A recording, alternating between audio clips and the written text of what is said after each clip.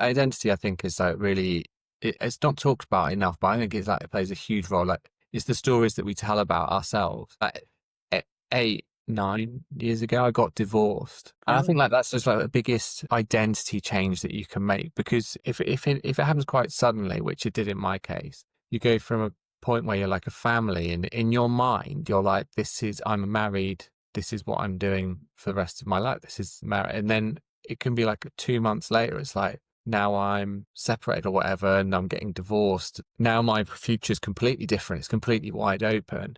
And the labels that you've got, you're not married, you're separated or you're divorced, whatever, it changes how you think about yourself completely. That took me so long to get used to. And I think it's a similar thing with work, that your identity is wrapped up in what you do to an extent, and the stories that you tell yourself and the stories that you tell other people. And there's a big shift, I think, from agency to being perm public sector.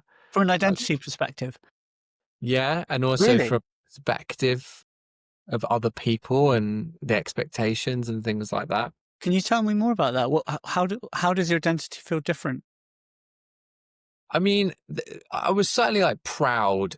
I think I was proud when I worked at the men's, but I was more proud at that time, which I don't really like admitting, but more of the job title. So if anyone asked me, I'd be like, oh, this is my job title, or I work at a design agency, because they never would have heard of the design agency. Whereas now it's like, I work at the NHS. So I always pause for a round of applause at that point, which no one gives me.